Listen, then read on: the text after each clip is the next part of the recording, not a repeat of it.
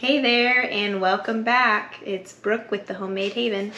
Today I wanted to give you guys a video on how to get the most use out of a whole chicken.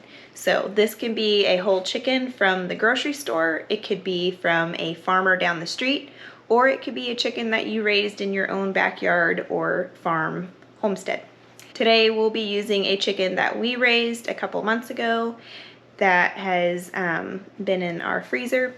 The reason for this video is to show you how far you can actually stretch a whole cut of an animal, or in this case, the animal in its entirety. We personally believe that it is very important to use every bit and piece of an animal that has sacrificed its life for us. So we try to do our best to really stretch out every piece and part and make sure to get the best use out of it. And also it's better budget wise. You save a lot of money by using some of the cuts and parts that a lot of times the grocery stores leave behind. So this is going to be a multi-day video because obviously we can't cook everything in one day, but this is going to serve our family for several meals. And my plan is that today I'm going to roast the whole chicken, just a basic oven roasted chicken with the browned crispy skin. We're gonna have some veggies on the sides with it. And then tomorrow my plan is to take some of the meat that's left over and make a chicken pot pie. And then once that is done, I'm going to take all of the bones and the leftover pieces of meat that are attached to them and make a chicken bone broth, and then use that bone broth to make a soup or stew. One of our favorites is zuppa toscana from Olive Garden. So this is kind of like a copycat recipe, and I'll show you how to make it actually paleo friendly if you don't do dairy or grains or whatever. And then we will take all of the bone meal once it is really soft and cooked down really tender, and give it to our animals. So at that point we will have used the entire chicken. Now of course there are internal organs and that sort of thing that you can use from the chicken. We actually gave those to our friends. There are things that you can do with those. Some people do like to eat the liver and the heart and the gizzard, that sort of thing. We have not dabbled into that yet, but totally not against it. I just have never been properly trained how to prepare these. And next time we process chickens, we do plan on trying them ourselves. We have kept the feet. We do use the feet for bone broth. It makes a very gelatinous bone broth and it's very delicious. It does look kind of weird floating around in the crock pot. It freaked Reagan out the first time she saw them. But for today, we're going to start with our roasted chicken, and I'll show you exactly how we do that. So my camera decided not to record while I was just showing you guys how I was seasoning my chicken, so let me just walk you through it really quick. So we are working with one of our homegrown chickens that we did back in the spring of this year. This chicken is about 4.5 pounds. I have preheat my oven at 375 degrees Fahrenheit, and I'm going to cook this bird for 20 minutes per pound, and that's kind of a good rule of thumb when you're cooking at 375. So we'll cook this bird for about 100 minutes, and once the time starts rolling around, you know, we'll check and I'll show you what to look for to make sure that it's done. You can always use a thermometer if you want to, if that makes you feel better. But once you've cooked them several times, you kind of know the signs to look for. I have seasoned this chicken with some sea salt, pepper, garlic powder, and smoked paprika, and I have coated it with avocado oil. You can use any kind of oil and seasonings that you like, obviously, but these are some of our favorite flavors. And now I'm going to cut up an onion and put some carrots and potatoes around the chicken and season those. I'm also going to add a little bit of coconut sugar on top of the bird and on the vegetables themselves. It gives like a really nice caramelized baby carrot, and it's just delicious. Alright, so we're going to chop our onion up next. This onion will help give a good flavor to the chicken and to the vegetables that we plan on putting around in the pan.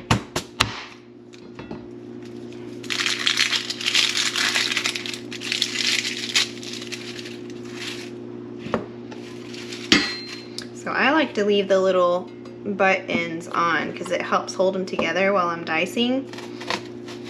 Does anybody else do that?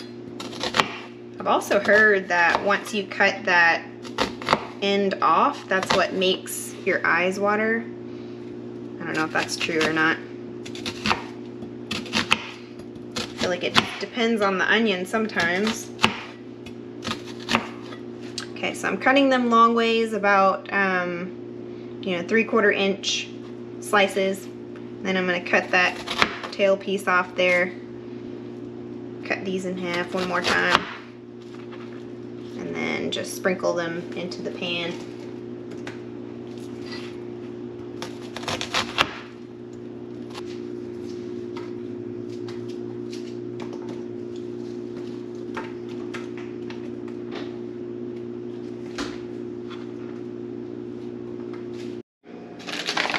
And then we're going to add in our baby carrots. This is such a simple meal, simple ingredients. This is something that you can toss together when you're busy working on other things. Just get it into the oven and let it roast away. You can kind of set it and forget it type thing.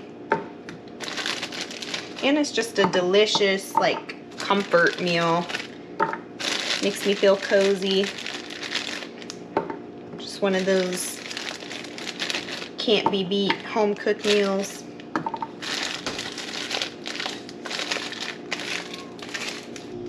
And then I'm going to add our potatoes. Look how tiny these little potatoes are. You can find them at the grocery store. They call them baby potatoes. And what's actually kind of funny is growing potatoes and knowing, you know, what they look like whenever you dig them up, and while they're growing, and just being familiar with the life of a potato, you know that these are just little potatoes that didn't get to grow to their full potential. And it just kind of makes me giggle a little bit because this little tiny bag, not even a 2-pound bag, costs just as much as like the 3-pound bag of regular sized potatoes, but they can call them something special so that you think they're a special variety. But really these are just baby red potatoes that haven't got to their full size. I do like to buy these occasionally whenever I'm in a hurry, which I'm not in a hurry today, but if I am and I'm making like a crock pot roast or something, I can just open the bag and dump it right in. I don't have to worry about chopping up potatoes. So these are kind of a fast food convenience choice for us. But we're going to toss them in on this one for convenience sake. You can definitely use regular potatoes and just dice them up to about an inch thick piece.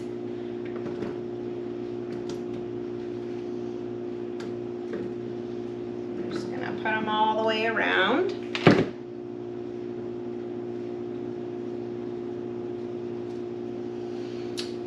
And I'm going to add a couple of bay leaves. I like the way that they flavor soups and stews and roasts, the vegetables. It kind of gets soaked into them. So I'm going to do 2 leaves. And then I'm going to come back in with my avocado oil and just drizzle on our vegetables so that they don't dry out while they're cooking. Just a light drizzle. Actually, I'm almost out of this, so I'm going to put the rest of it.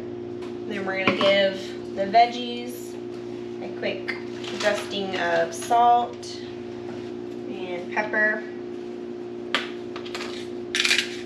and another pinch of our coconut sugar. Okay, that looks nice. So there we have it before it goes into the oven. I do like to cook my chicken breast side down for the first half of the cooking. Like I said, I'm going to go about 100 minutes on this one, so I'll probably actually do about an hour with it face side down, and then when there's about 40 minutes left, I'm going to flip it over so that the breast side is up and it can get nice and crispy. But I do that because it helps keep the breast nice and tender underneath. All the juices can stay underneath. And about every 30 minutes, I'm going to come in with a spoon and just kind of like stir the vegetables. You'll notice some juices that are coming off, so just kind of incorporating the flavors as the time passes. So let's get this guy into the oven.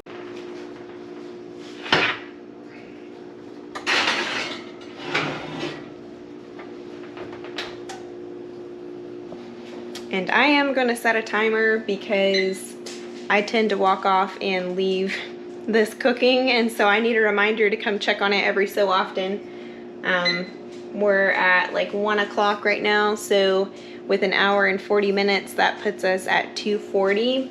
I'm going to set a timer for 30 minutes right now so that I can come back and give it a stir and just kind of check on it, make sure everything looks okay. Okay, so we are about 30 minutes in. Ooh, steamy. Looking really good already.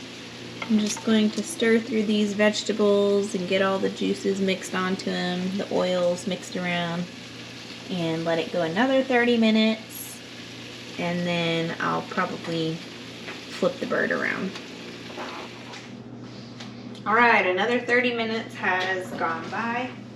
So our bird has been cooking for roughly an hour, and I realized that my math was wrong from before. I said it was going to take 100 minutes for a 4.5-pound bird, and it's really 90 minutes, but 10 more minutes wouldn't hurt if we went that long. So what I'm going to do now is I'm tipping the rear of the chicken down, and it's letting all of the juice kind of flow out. That way I can move it in with the vegetables and get them soaked really good with that chicken broth. You can see the skin is nice and golden brown. I'm going to get a pair of tongs, some really long sturdy tongs, and just go right up the keister there, flip it over,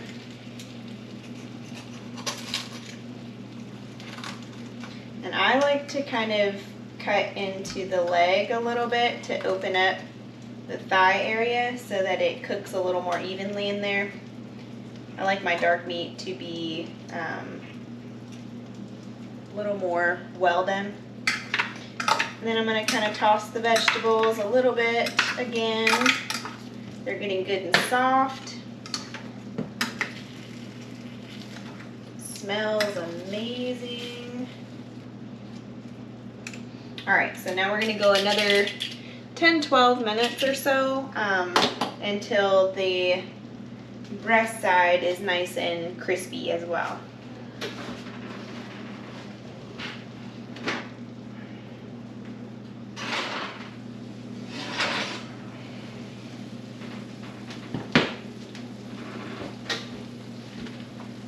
Beautiful. So take a look. Nice crispy skin, loads of flavor in there. The veggies are good and softened, wilted down. You can see all of that good broth flavor in there that's cooked into our vegetables. So I wanted to show you guys some ways to look at your chicken while it's in the oven and know if it's well done or not. The foolproof way is to use a probe thermometer and make sure that it's 165 degrees Fahrenheit. Now if you've cooked chicken quite a bit, you can look at it and kind of tell. So my two telltale signs are that its juices are running clear.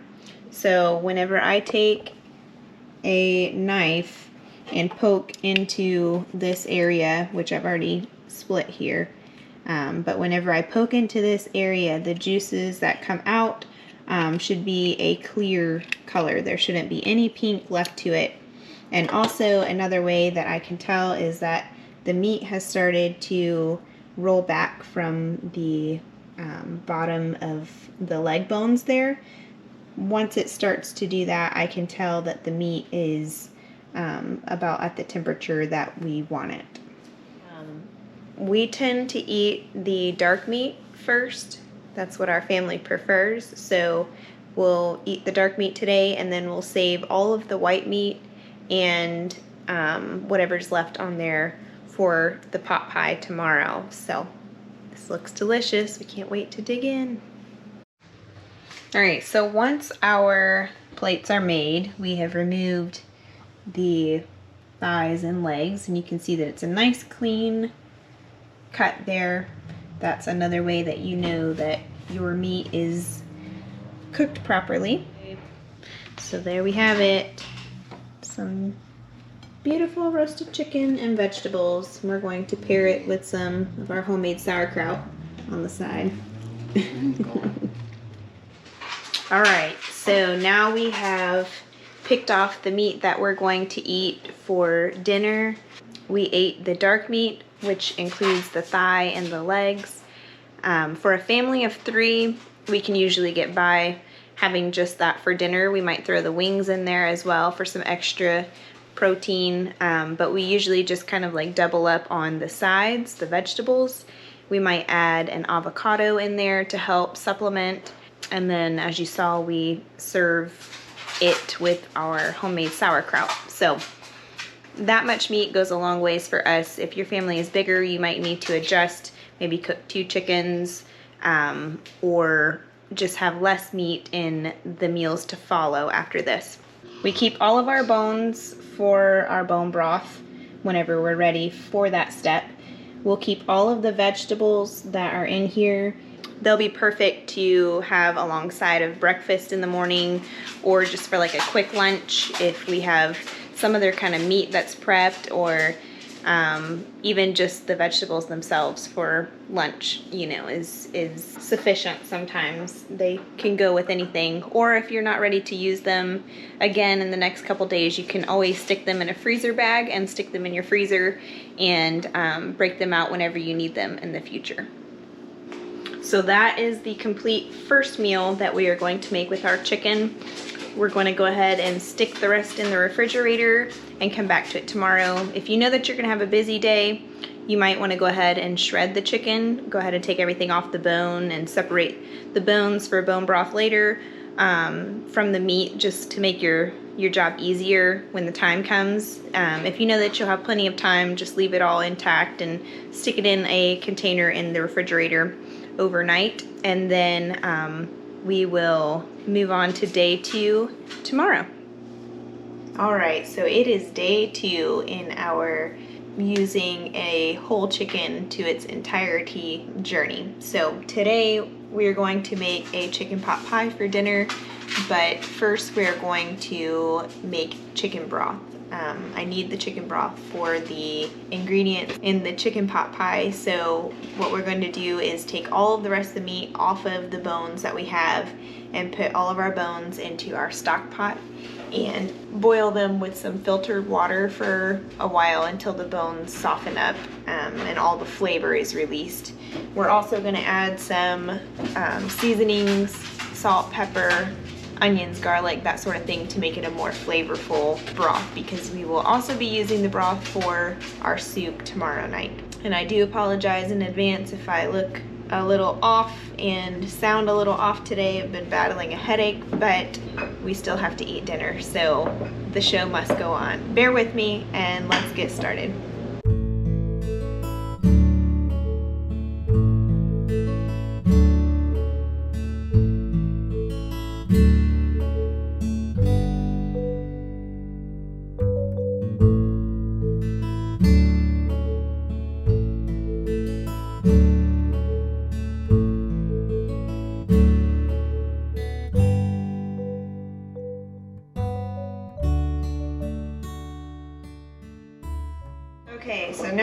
have most of the meat off of our chicken carcass here. It's okay to leave some on there. It'll come off and just cook into your soup. It's not a big deal. But I do take all of the skin off of it as well. You can leave the skin on if you want. It does give it a little more flavor in your broth, but it also makes it a little more oily and fatty, and I just don't really care for that in our broth personally. We put our carcass back in there. We'll put our bones from the meal that we ate last night, and then as I work through the rest of this pile of meat here, I'll take everything off of the wings and add those in as well. All right, so now we are all separated here. We have all of our chicken bones in here, and you could definitely add feet and other organs if you have them for your broth. And then we have our chicken breast, white meat that was left over from our bird. It's just sitting on top of the vegetables from last night's dinner. I think I'm actually going to use those in our pot pie rather than cutting up a whole bunch of new vegetables. And then this is just the little bit of waste that we have, which is just some skin that I pulled off that I don't want to use in our broth. Now, you can certainly eat that the night that you roast the chicken when it's good and crispy. That's our favorite time to eat the skin. Otherwise, I don't really have any great pointers for how to use the skin.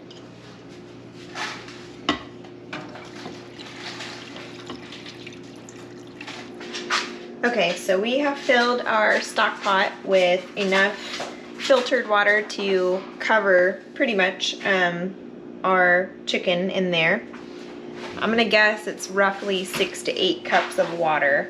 And of course, the more water you add, the less flavorful it's gonna be, but you do want enough to spread for your soup recipe tomorrow. So the longer you cook it, the more flavor it's gonna have as well. But I'm gonna cook mine for probably about 2 hours, and it technically won't be a bone broth because it hasn't had enough time to break the bones down properly. The more preferred way to do this is in an Instant Pot with a pressure cooker that really breaks it down really fast, or in a slow cooker overnight, or for 24 hours. Some people even do it. So we're just gonna do ours for about 2 hours. I'm gonna add a whole onion, probably half a bulb of garlic, a couple pieces of celery, salt and pepper, and you can add any herbs, or you can add lemon. Some people put a splash of vinegar in there. They say it helps to draw out the flavor from the bones and the chicken. I'm just gonna keep mine pretty basic. I'm gonna just chop my stuff up and toss it in whole, not peeling it, because I'm going to separate out the pieces that are inside of the broth from the broth itself once it's all said and done, so I can just strain it all out together and not have to worry about peeling.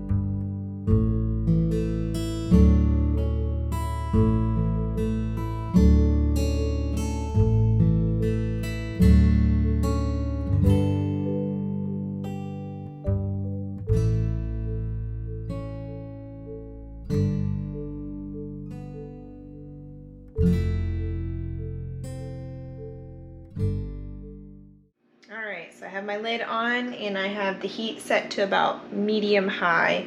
I'm going to bring this up to a good rolling boil and then keep it there for, like I said, maybe an hour and a half, 2 hours. And this process can go as long as you want to. Just make sure that all the water doesn't evaporate out and you have the same amount of liquid that you wanted to in the beginning. So I'm going to keep an eye on it, and once the bones have started to tenderize enough to kind of break with your hands without too much resistance, then I'm going to call this broth done and ready for dinner. In the meantime, I'm going to go ahead and cut up the filling and get it all put together for our pot pie for later this evening, so that whenever the time comes I can just put it all together and toss it in the oven. Now, I'm not making my pie crust from scratch. That is definitely something that you can do if you have the time and the want to. I saw a good deal on some gluten-free pie crust the other day at the store, so I just went ahead and snagged them, and it's going to make my life a lot easier this evening. Since I haven't felt too great all day, I'm gonna give myself that little bit of a break. So all I'm gonna do right now to prepare the filling is chop the chicken up into little bite-sized pieces. I might go through and cut my little baby potatoes in half as well.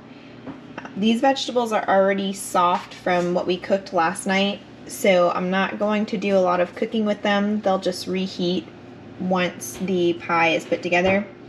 I'm going to be using some canned peas, so they're already soft as well. The only thing missing that I wanted to add was some celery, so I'm just going to use our cooked celery from our broth once the time comes to mix it in tonight. So really everything is already set and ready thanks to last night's roasted chicken meal. So this should be a really easy toss together meal. Once our broth is done, we'll kind of make a slurry. I'm going to be using some potato starch. You could use cornstarch or flour or whatever thickening agent that you like to use, just to give it kind of that thicker gravy-like consistency so it's not real runny inside of the pie. For now, I'm going to chop this chicken and wait on this broth to cook up, and that's pretty much it.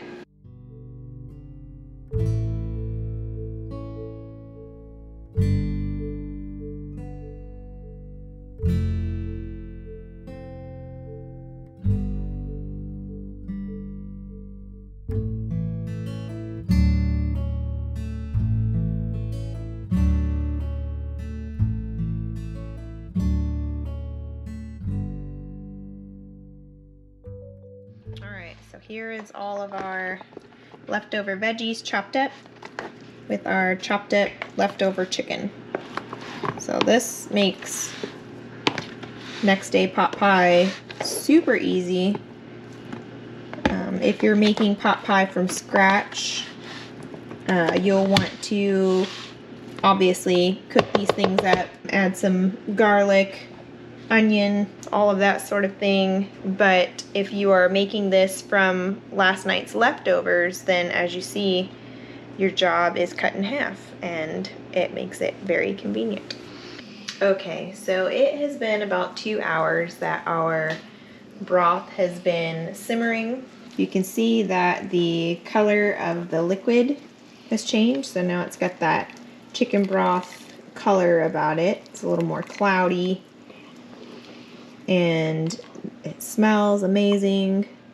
Our veggies are soft. Our meat is falling apart now. So this is exactly how I like mine. Now, like I said, you can continue to cook it longer until the bones literally just turn to like mush, and you get more nutritional value out of it that way. For our meal tonight and tomorrow night, this is perfect for what we need. So I'm just going to strain out all of the pieces, put our broth to the side, and go ahead and start getting our pot pie filling ready to go into the oven.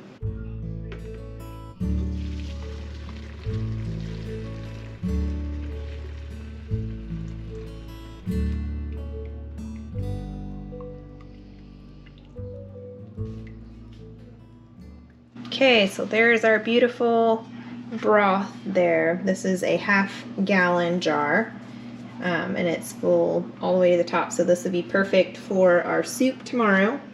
And then we have a little bit more that is reserved here, maybe about 1.5 cups, and that will be all that we really need for this recipe. So I have my pie crust sitting out. They are supposed to thaw for about 15-20 minutes before use. I'm going to go ahead and preheat my oven to, I'm going to go 375. I don't have a recipe for this, but kind of like the average temperature that I saw for different recipes on this pie crust label is somewhere between 350 to 400. So I'm going to go right in the middle at 375 Fahrenheit.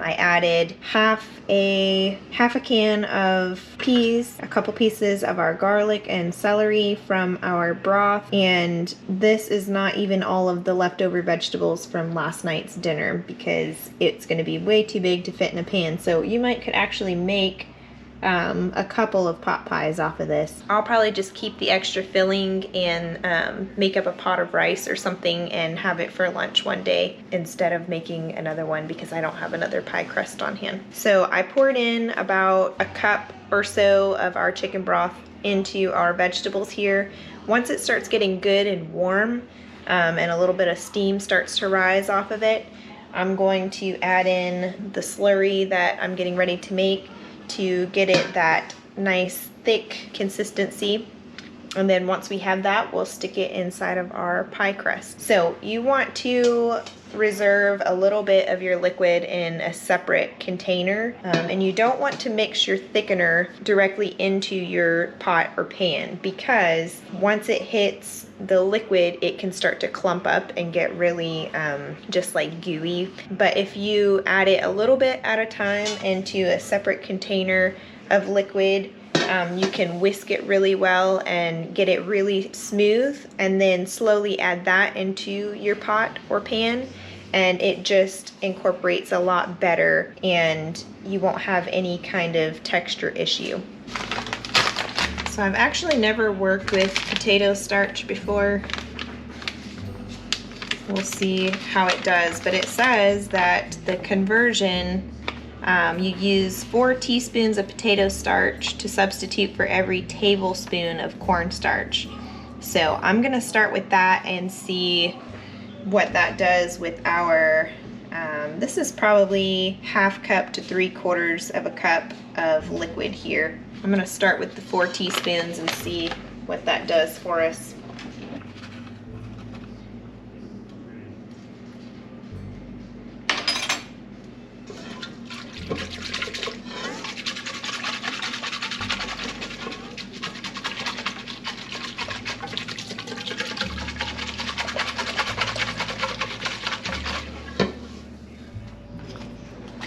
So 8 teaspoons, I guess that's kind of the equivalent of almost 3 tablespoons. All right.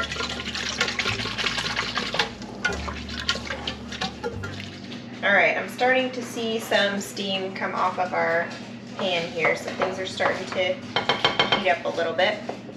We're just going to slowly add our slurry into our pan here.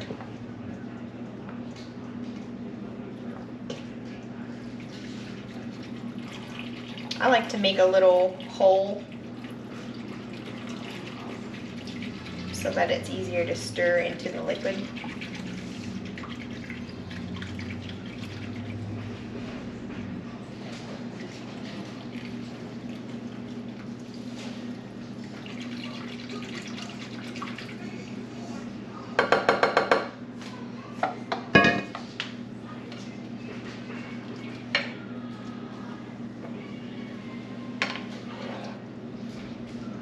Pretty good. Yeah. So now that it's hitting the heat, it is definitely starting to thicken up. Look at that. Whoa. I'd say that's ready for our pie crust. Okay, so our pie crusts have thawed a little bit. We are going to go ahead and fill our bottom one and then be very careful putting our top one on.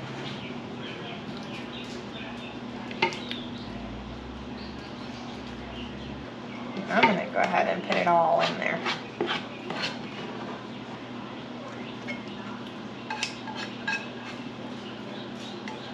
Why not? Okay. Then we're going to take our second crust here and somehow try and get it out without making too big of a mess. I might should have tried this while it was frozen.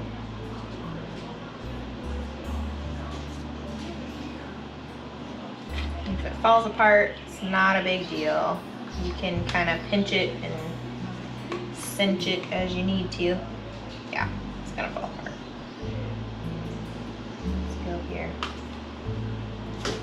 You're working with a gluten-free crust, makes it that much harder. No, it's fine. Yeah, I can see that. It's what's on the inside that counts. Should have took this one out when it was frozen, but that's okay. Lessons learned. It's fine, at least we don't have to cut holes for ventilation because it's got a giant one right there on top. Nailed it.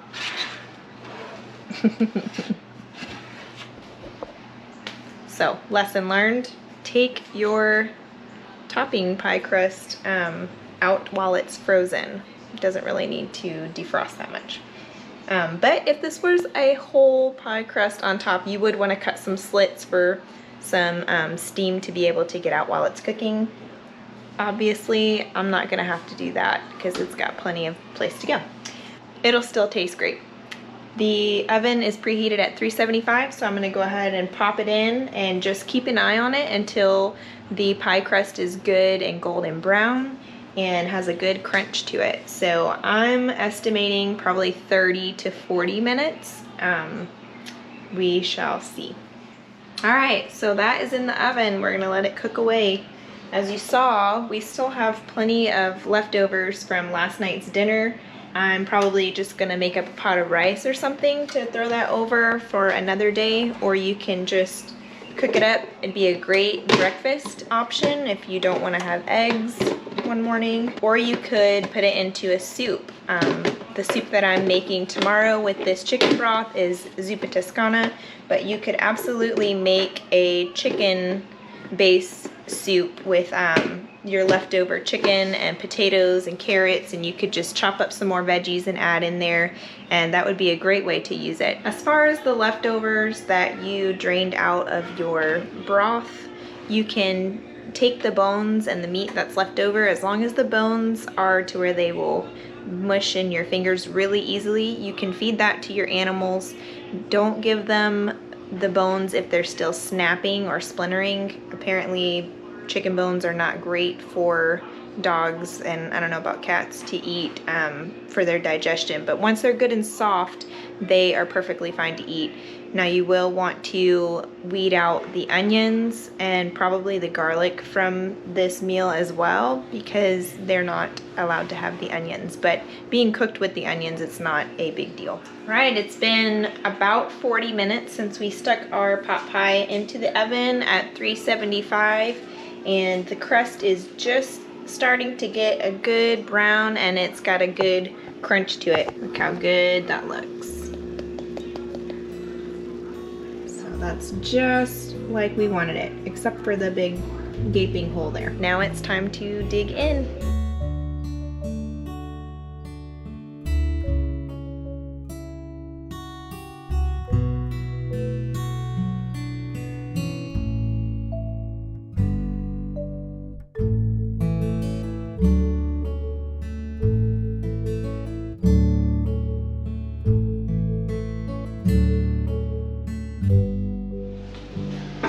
Okay, so it is day 3, meal 3, and our final dinner made from our whole chicken. So for tonight's dinner, we're going to use up the chicken broth that we made yesterday. We're going to be making some zuppa toscana. It's a copycat recipe from Olive Garden. It is a sausage, potato, and kale soup with a chicken broth base. You could obviously use your chicken broth for whatever kind of soup you want, but we're gonna make this one, and if you want to follow along and make it at home yourself, great. If not, you have chicken broth to do with whatever you want to do. So first we're gonna start by removing the casing off of our sausage. I'm using an Italian chicken sausage. The recipe does call for a pork sausage. You could go mild or hot, however you want to. We are just using chicken sausage for this one. Next, I'm gonna add about 2 tablespoons of ghee or clarified butter to our pot. You could use coconut oil or whatever kind of other oil you prefer. And then we're going to add our ground chicken, removing it from that casing. And then we're going to just try to chop and dice the meat up so that it's in smaller bite-sized pieces.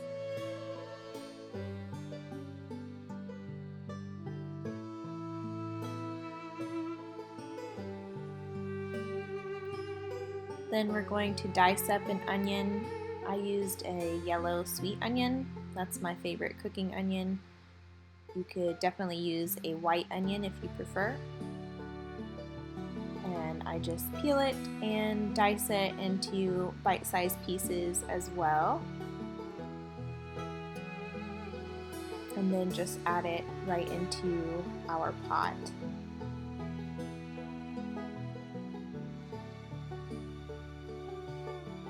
We'll cook the onions until they're good and translucent. And then we will smash up and chop some garlic.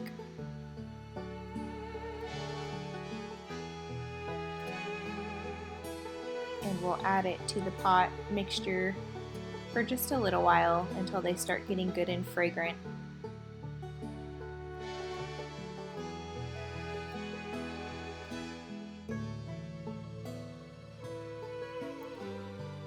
Give it all a good stir. And then we're going to add our seasonings, which I usually keep pretty simple because the sausage is already seasoned. So I just add some salt and some fresh ground pepper, as well as some more additional Italian seasoning, just for good measure. Then we incorporate it all together. And while that's cooking away and browning, I go ahead and dice up my potatoes, again into bite-sized chunks, about an inch thick or so. And I used yellow golden potatoes. I like the flavor that they have in this soup, and it's one of our go-to potatoes. I like it in pretty much everything. And then we stir everything together, combine it really well. And once the sausage is good and thoroughly cooked through, we will add our chicken broth.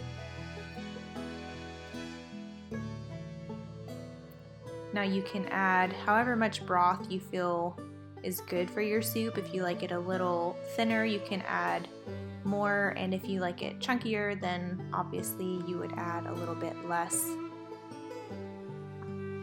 And then we will just cover this pot and let it come up to a boil, and then let it simmer. All right, so our soup is now starting to roll a little bit. I'm going to put it down to about medium heat to let it continue to simmer and get our potatoes nice and soft. Once we can stick a knife into our potatoes and they kind of fall off or don't even attach themselves to the knife, then we know that they're good and the soup is thoroughly cooked. All right, so our soup is ready for the next step.